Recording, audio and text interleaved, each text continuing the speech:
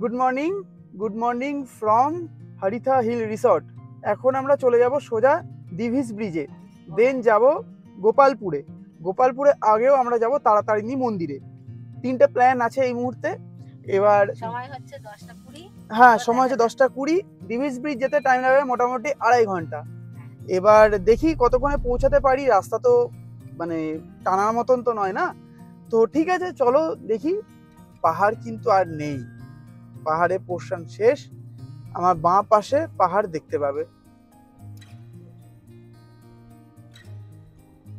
রাস্তা কিন্তু চমৎকার, এটা অন্য একটা স্টেট হাইওয়ে দিয়ে যাচ্ছি আমরা। বেশ ভালো রাস্তা, মানে গাড়ি একদম 92-93 আরামসে উঠে যাচ্ছে।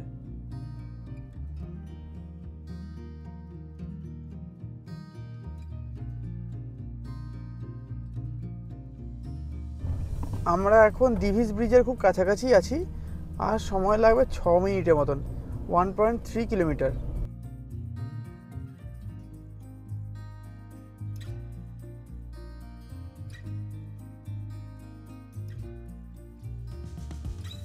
দিভিস ব্রিজে আমরা চলে এসেছি, বাট ব্রিজটা একটু দূরেই আছে, জোয়ার এসছে তাই আমরা যাব না। দেখে নাও একবার, এই হচ্ছে ব্রিজটা। সমুদ্রটা কিন্তু অসাধারণ লাগছে এখানে।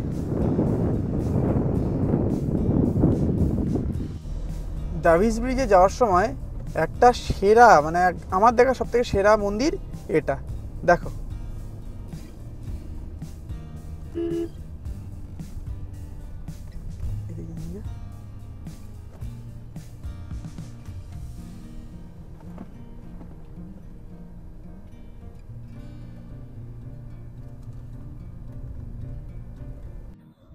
দিভিস ব্রিজ সম্বন্ধে তোমাদেরকে একটু বলে রাখি। ব্রিজটা আমরা রেকমেন্ড করব না। আগে ওই ব্রিজের চত্বরে যাওয়া যেত, সুনামি এসছে, তারপর রাস্তা ভেঙে গেছে। ওখানকার লোকাল লোকই বলেছে। আধা হ্যাঁ, আধা হিন্দি আধা অন্ধ্রা এইসব ভাষায় বলেছে। যেটা বোধগম্য হয়েছে সেটাই হচ্ছে সুনামি এসে রাস্তাটাকে নষ্ট করে দিয়েছে। আমি রেকমেন্ড করব না।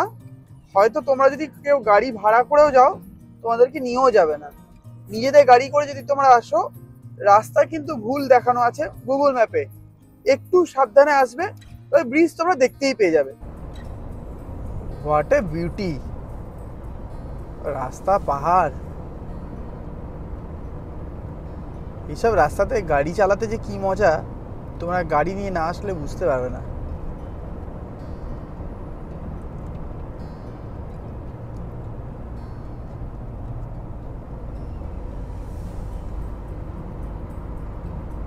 গাড়ি তো 100 নিচে নামছেই না,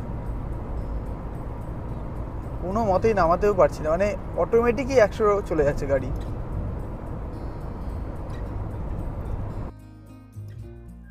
দূরে একদম পাহাড়ের ওপরে শিব পার্বতী, বেশ ভালোই লাগছে।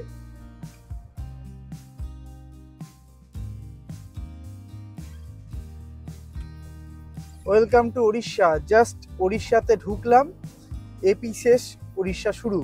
এখন ঘড়িতে সময় হচ্ছে 3:30। গোপালপুর এখনো মোটামুটি, গোপালপুর সি বিচ 32 কিলোমিটার দূরে। কিন্তু আমরা গোপালপুরে প্রথমে যাব না, প্রথমে যাব মা তারাতারিণী মন্দিরে।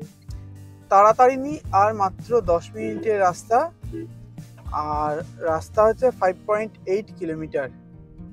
পৌঁছে গিয়েছি প্রায় বলতে পারো।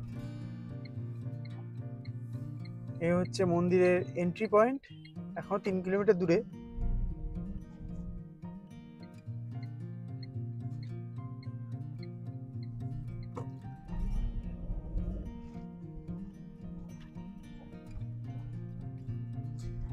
তারাতারিণী মন্দিরে ওঠার রাস্তা।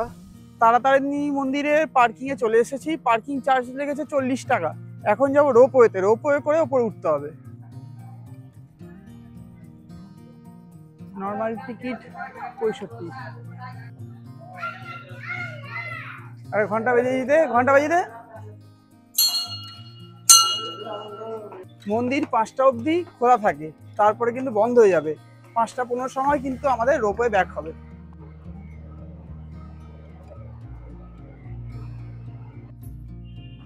চলো।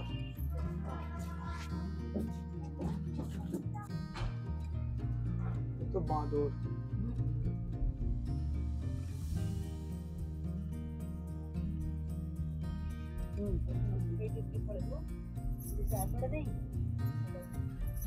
রোপওয়েটা কিন্তু একটু ভয়ঙ্কর, মানে আমার একটু ভয় ভয় লেগেছে, মাঝখানে দাঁড়িয়ে গেছিল, ওটাতে বেশি আরো মানে ভয় লেগে গেছে। যাই হোক, আমরা এখন চলে এসেছি মন্দিরে।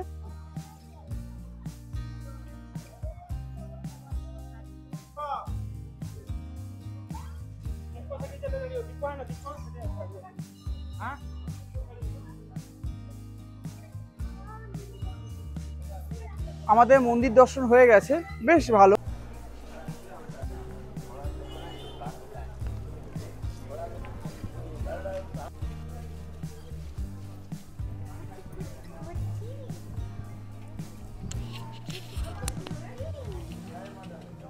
ভিড়টা আবার দেখো, জাস্ট হচ্ছে পুরো ভিড় ভিড় ভিড়।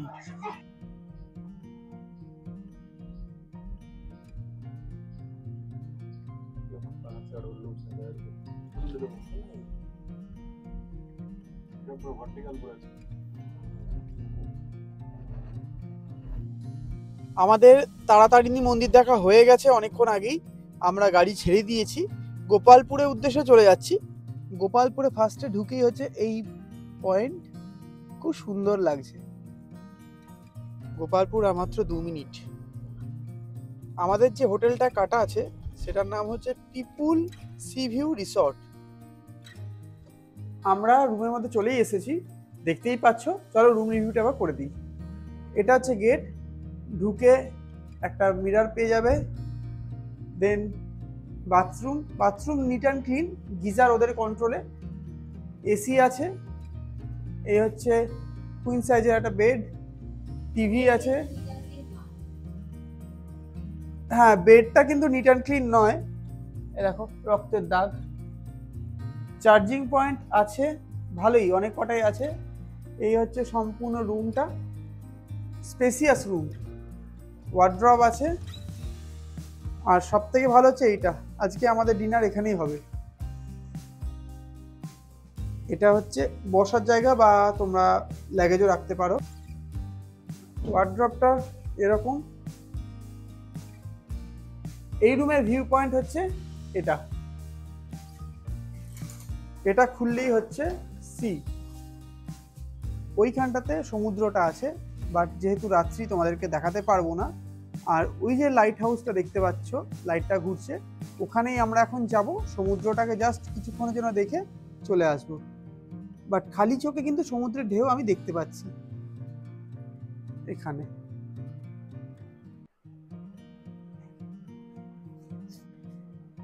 এই রুমের প্রাইস হচ্ছে 2500 টাকা। তো চলো একটু বিচের দিকে যাই আর তোমাদের সঙ্গে একটু তাড়াতাড়ি শেয়ার করে নিই। চলে এসেছি আমরা গোপালপুর বিচে, চলো বিচটা আবার দেখে নিই। এই হচ্ছে স্ট্রিট শপ, বিকেল বেলার জন্য কিন্তু ভালো, খারাপ না।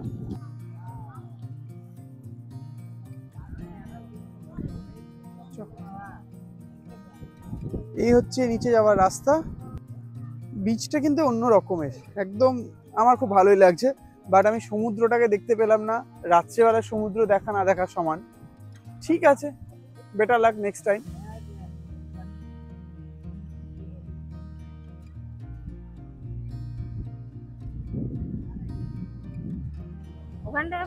এই হচ্ছে বিচ।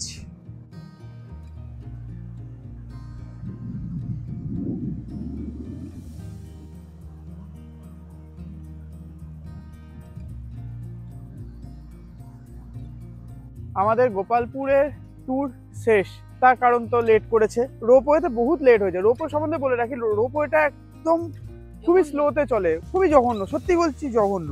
এত ভিড়, কোনো মেনটেনেন্স নেই, কিছু নেই, বিরক্ত লেগে গেছে। পুরো 1.5 ঘন্টা আমরা দাঁড়িয়েছিলাম। তো ঠিক আছে, কোনো অসুবিধা নেই। গোপালপুর আবার একদিনকে আসবো, তবে সেটা দিনের বেলাতে।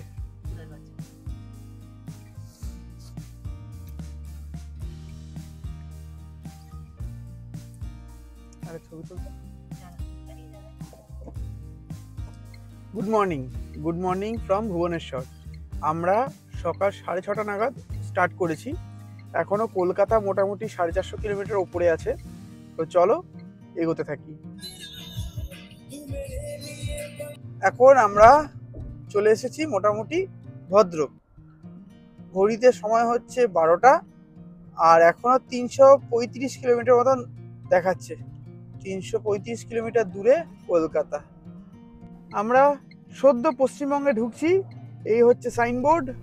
এখন ঘড়িতে সময় হচ্ছে 2:29, পশ্চিমবঙ্গে ঢুকে গেছি। এখন সোজা যাব খড়গপুর।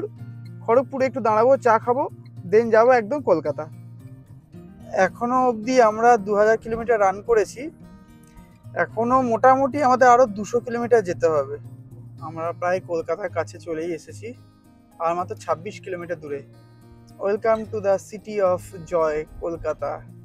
অবশেষে কলকাতা আমরা প্রায় ঢুকেই গেছি। টোটাল কিলোমিটার হচ্ছে 2195.6, আর অ্যাভারেজ হচ্ছে আমার 16.8।